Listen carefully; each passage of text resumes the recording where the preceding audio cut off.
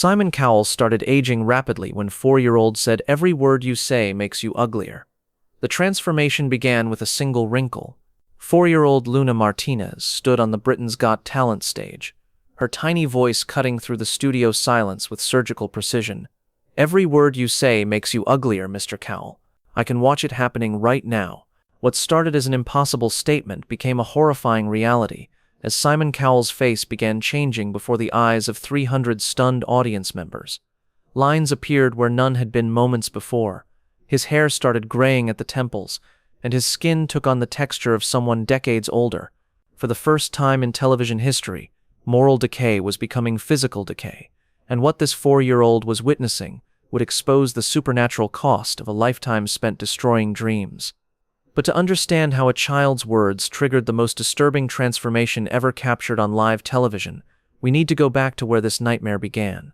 It was a crisp October morning at the London Palladium, and Britain's Got Talent was conducting auditions for what would become the most controversial episode in the show's history. Simon sat in his customary position, that calculating expression of cold superiority firmly in place, ready for another day of sorting dreams from delusions with his trademark brutality. The morning had been typical for Simon, a parade of hopeful performers who provided him with fresh opportunities to demonstrate his cutting wit and surgical precision in destroying amateur aspirations. He'd dismissed a teenage singer as painful to listen to, told a dance group they had all the coordination of a traffic accident, and suggested a magician find a real job before you embarrass yourself further. Each critique had been delivered with Simon's signature blend of arrogance and cruelty, designed not just to reject, but to humiliate. The audience laughed, the other judges winced, and Simon basked in his role as entertainment's most feared truth-teller. "Next up," announced the production coordinator, "we have Luna Martinez, age 4, from Cardiff. She says she wants to show us something special." Simon barely glanced up from his notes. 4-year-olds were usually brought on for cute factor, singing nursery rhymes or reciting poems that would make the audience coo with delight. He prepared himself for 3 minutes of manufactured adorableness, followed by an obligatory yes vote that meant nothing. But when Luna Martinez walked onto that stage, everyone immediately sensed something was different. She moved with an eerie composure that was unsettling in someone so young. Her dark curls framed a face that was too serious, too knowing for a 4-year-old. She wore a simple purple dress, but there was something about her presence that commanded attention in a way that had nothing to do with her size or age. "Hello there, little one," Simon said, his voice taking on the slightly warmer tone he used for very young contestants. "What's your name?" "Luna Martinez," she replied, but her voice carried no childish excitement or nervousness. It was steady, focused, almost clinical. "And you're 4 years old?" "Yes, Mr. Cowell. And I can see things other people can't see." Simon's eyebrow raised with amusement. Children claiming special powers were common, usually meaning they could count to 100 or name all the colors. "Oh really? And what kind of things can you see, Luna?" Luna tilted her head, studying Simon with an intensity that made him unconsciously straighten in his chair. "I can see how words change people, Mr. Cowell. Bad words make people uglier, and good words make them prettier." The studio audience found this charming, some people chuckling at the 4-year-old's innocent philosophy. Amanda Holden smiled warmly. Alessia Dixon leaned forward with interest. David Walliams was already preparing to be enchanted. But Simon felt something else, a strange discomfort that he couldn't quite identify. "That's very interesting, Luna," Simon said with his practiced professional smile. "And what do you see when you look at me?" That's when Luna Martinez said the words that would change everything. "Every word you say makes you uglier, Mr. Cowell. I can watch it happening right now."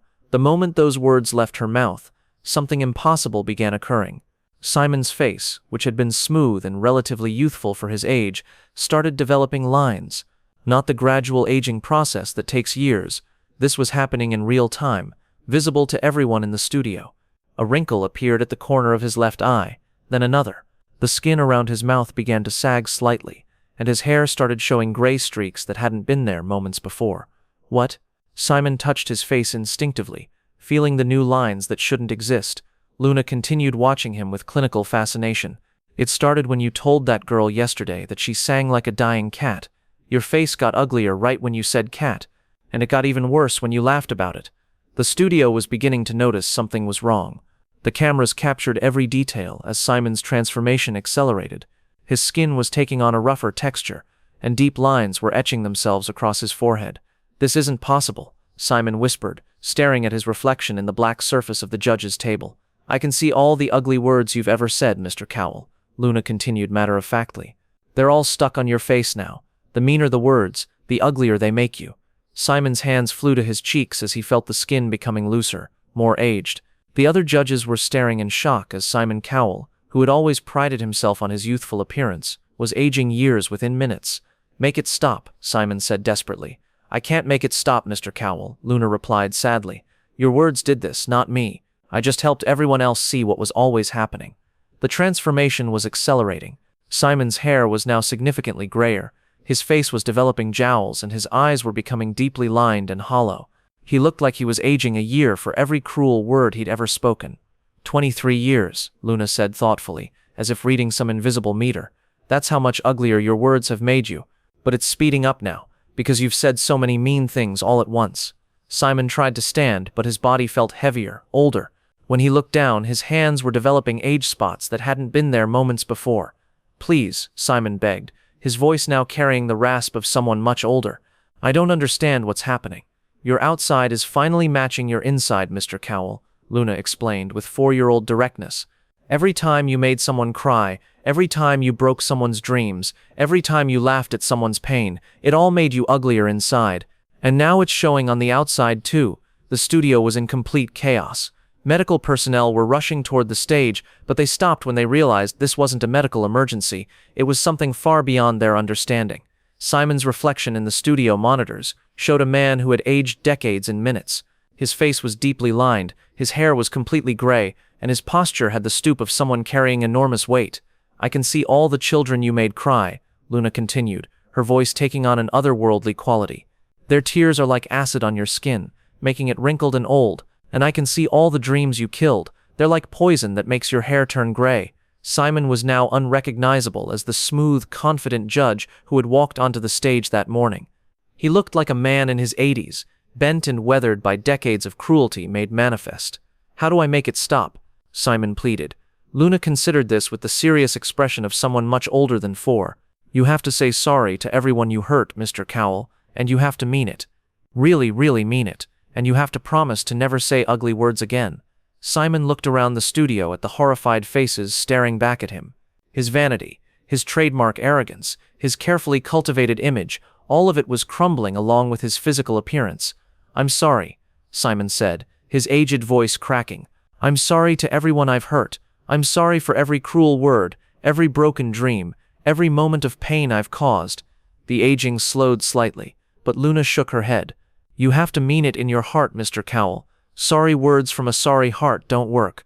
Simon closed his eyes, and for the first time in his career, he felt genuine remorse for the decades of pain he'd inflicted in the name of entertainment.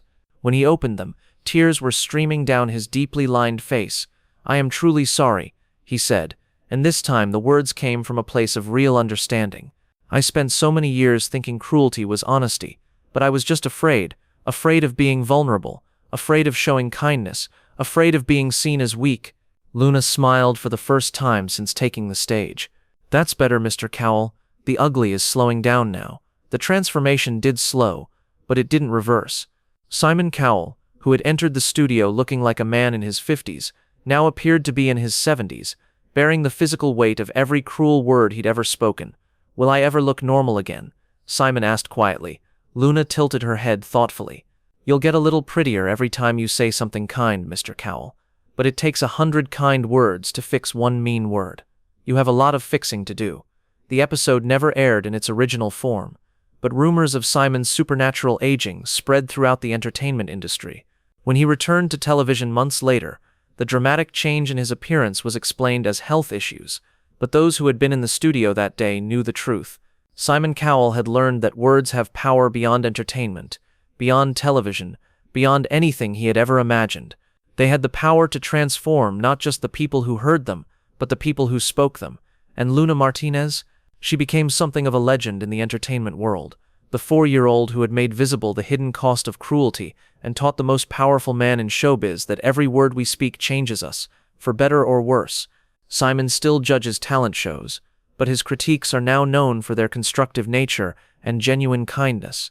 He's slowly earning back some of his youthful appearance, one kind word at a time. Because as Luna taught him that day, we all carry the weight of our words on our faces. Some of us are just better at hiding it than others.